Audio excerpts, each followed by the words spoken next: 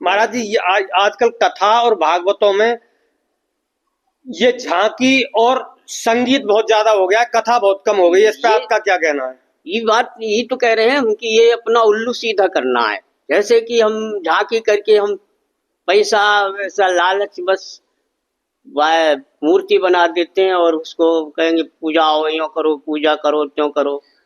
अरे तुम भगवान का नाम लो, भगवान से मांगो। भगवान से जब तुम मांगोगे तो तुम्हारे मन में जो भगवान देगा, जब तुम्हारी पूर्ति हो जाएगी। और वो भगवान से मांगते नहीं, दुनिया से हाथ फैलाते हैं। दुनिया का हाथ फैलाना किस काम का है? ये झांकी बना के पूजन करवाना। अरे तुम पूजन करो जो तुम्हारा कर्तव्य है। तुम्हारा भगवान का कथा सुनाने का कर्तव्य है, कथा सुनाओ भगवान का। और तुम लालच में मत पड़ो बिल्कुल। देखो कि तुम्हारा फिर भगवान कुछ दिन, साल, 2 साल, 6 महीना इंतजार करो। देखो तुम्हारी भगवान क्या झोली भरता है। ऐसी झोली भरेगा कि तुमको फिर किसी से मांगने की जरूरत ही नहीं पड़ेगी। और जब हम जगह जगह भीख मांगेंगे, झूठ बोलेंगे, लक्ष्मी जी के लिए भगेंगे। किसी भक्त ने माया देवी की उपासना किया। यानी माया देवी का अर्थ है कि जो संत धन और संपत्ति की देवी है, उसकी उसने उपासना किया। देवी प्रकट हो गई।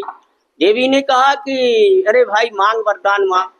तो भक्त ने देखा कि उसके माथे पर ठाठ पड़ रही, घिसन हो रही, और एड़ियों पे घिसन हो रही।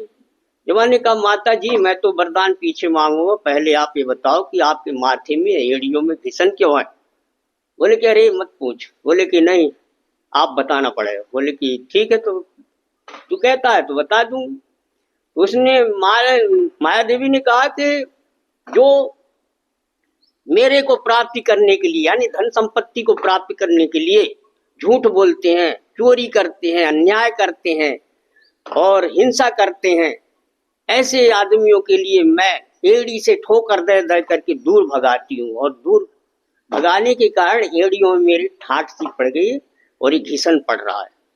और जो मेरी ओर देखते ही नहीं है, जो मुझसे दूर भगना चाहते हैं, जो मेरे की तरफ उनकी कोई कोई दृष्टि नहीं है, उनको लुभाने के लिए बार बार उनकी भीतर जाने की मेरी हिम्मत तो नहीं है। मैं भीतर जाने में उनके असमर्थ हूँ, उनके नजदीक तक नहीं पहुंच सकती। पर उनकी जो डेहरी होती है जहां वो रहते हैं, उनके डेहरी पर माथा को घिसती हूँ और बेर बेर माथा पटकती हूँ उनको कि मेरी तरफ देखें, आवाज करती हूँ कि मेरी तरफ देखें, किसी तरह से मेरी तरफ लुभावें। पर फिर भी वो नहीं लुभाते हैं। इसलिए भैया ये माथा पटक पटक के और मेरा जो का है ये माथा घिस गया। तो कुल मिलाकर के यहाँ की झांकियां अब हमने भागवत करना बंद कर दिया। हमने पहले वहां ऊपर कम से कम 7-8 भागवत करवाए थे। और उसमें फिर अब ये पीछे पीछे जो और करने लग गए नाटकबाजी से।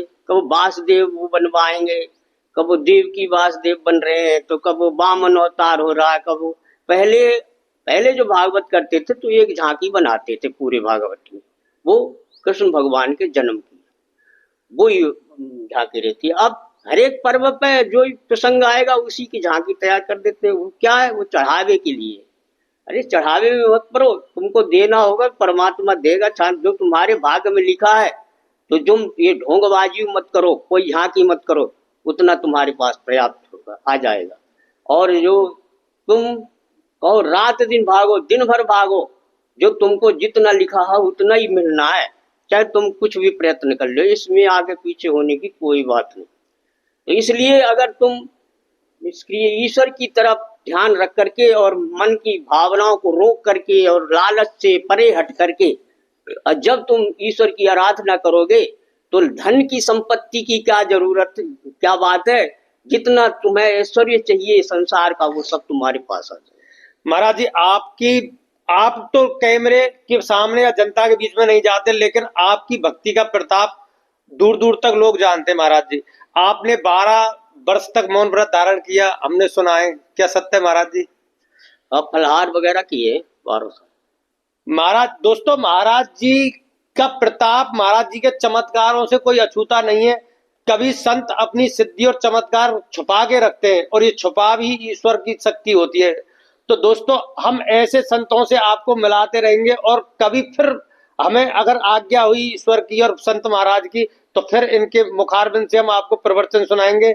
महाराज जी, आपने हम पर बहुत ही अनुग्रह किया, हम आपके बहुत आभारी हैं। बस महाराज जी हमें आशीर्वाद दो कि हम इस पाखंड के खिलाफ हमने जो मुहिम छेड़ी है, इसमें हमें सफलता मिले, और लोग हमें और आपकी इन शिक्षाओं को अपने सिरोधार्य करें।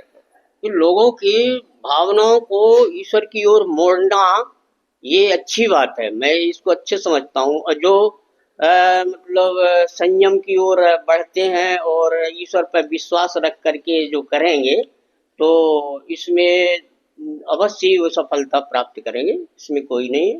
भगवान सबका कल्याण करें, हम यूँ कहें।